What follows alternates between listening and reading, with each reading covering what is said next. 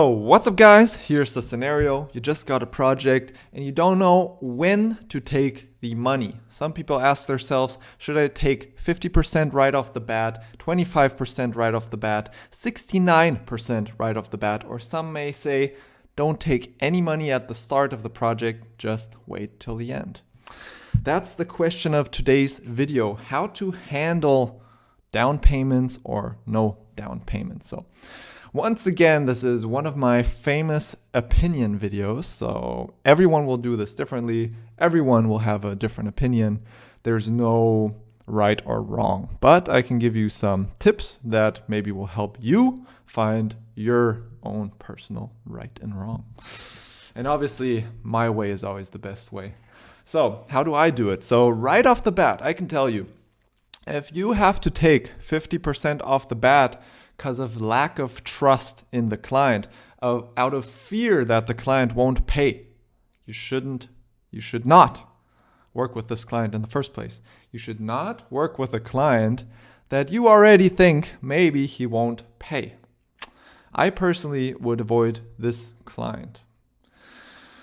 Another thing is, let's say it's a new client. You don't know if you can trust this client. I understand this happens to me, but still, I need to trust the client. So I give the client trust right off the bat. I don't want the client to feel like I'm not trusting him. And also maybe I don't even want to give myself this feeling. I just trust the client because why would I work with him in the first place? So I do not take down payments most of the time.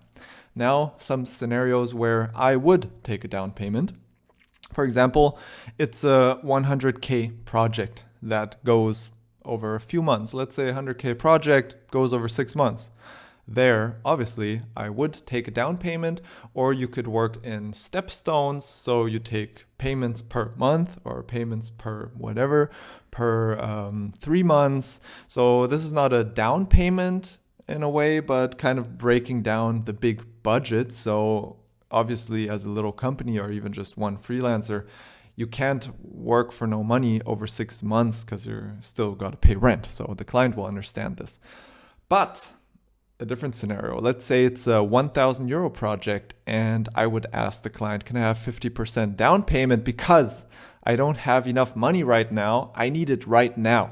I would never do this, even if I really didn't have enough money, because this is a very, very weak position you're putting yourself in.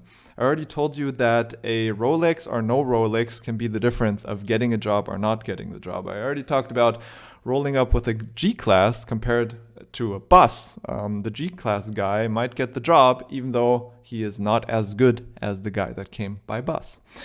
So it is always good to give the impression that you are successful, at least successful enough to handle 1,000 euros on your own until payment. On 100,000 euros or even maybe 10,000 euros, that's a different story. You could take a down payment and the client will understand this. But if the budget is too small, the client might think you're a broke-ass 3D artist and he will ask himself, why is this 3D artist a broke-ass 3D artist? Is he that bad? What is he doing wrong? Maybe we cannot trust this 3D artist is what this client might be thinking in most of the cases. So I would not take a down payment. Another scenario, I would take a down payment. Some of you know, I don't know if most, but we did a lot of NFT projects with a lot of clients. I don't know how many, maybe 10 clients. And these clients are not the typical clients. So on these clients, there is a lack of trust. And on these clients, the project is pretty much 99% over after it was released. So you work on the art and you sell it to the client basically. And then the project is over. It's unlikely that this client will come back and book you again because it's not Volkswagen. It's not an actual big company with actual products that reoccur. So on these projects, I did take down payments because I knew these are not reoccurring customers, probably.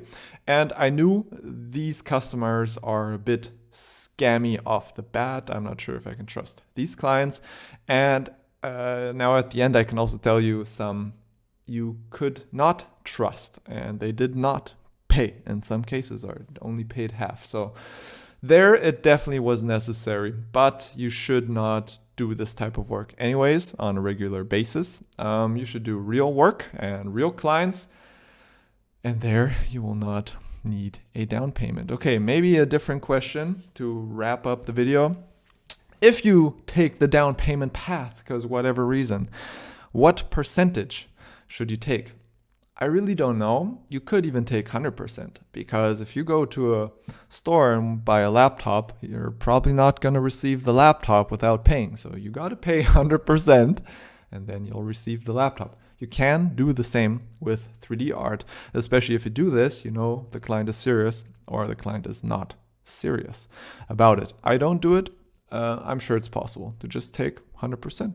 Just tell him that's the price. We start once we receive the money. Why not? Could do that. I don't do it, but I maybe even would, but I just don't. But actually, it probably would work. You could take 50%. I think this is also very, very common. You could also break down 33% over 3 months. So you could also do something like this.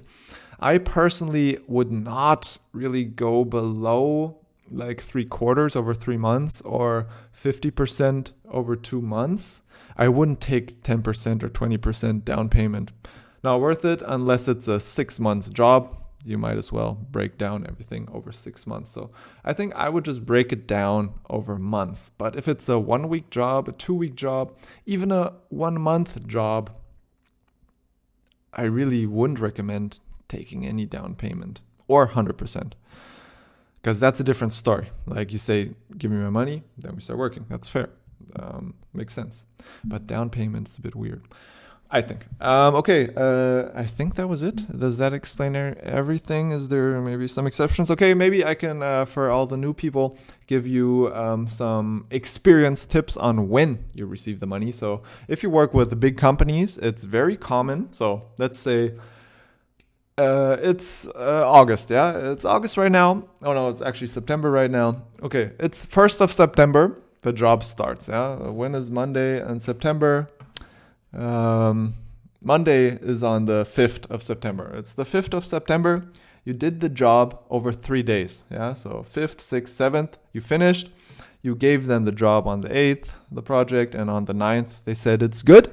So you write an invoice. Now we go to the 12th of September, so 2nd week of September, you send them the invoice. It's kind of likely they will check this invoice on the 30th of September. So this took another 2 weeks, so all month gone. And they checked your invoice.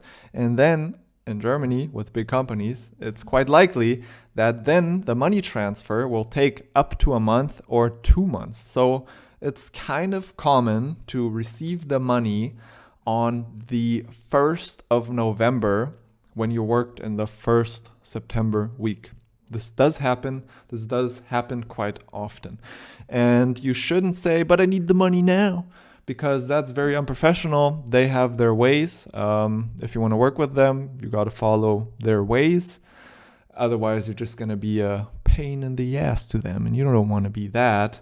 So just do it how they do it. And I'm talking about Volkswagen size. They do it like that. If you work for a normal 50 people agency, they might pay end of the month. So you work 1st week of September, end of September, you receive the money. That's probably the most common. Actually, what I find quite uncommon is that when you delivered on the 7th of September, so in the 1st week, so you delivered on the 9th of September, you're probably not going to receive the money, but it does happen. So sometimes you do get the money right after the job, especially if it's a very small company and that maybe it transfers via PayPal, then maybe you'll get it early. But usually that doesn't happen. I think that should help you on your little path for newbies out there dealing with cash. That's how I do it. So sum up, I don't take down payments. If it's a very big project, 100K, it should be broken down over months. That's pretty much the rule of thumb here. Or 100% off the bat. If anyone does that, I'd like to hear about the client's reaction on dropping the 100% they might be shook or happy, or I don't know. Either way, goodbye, guys, and see you soon.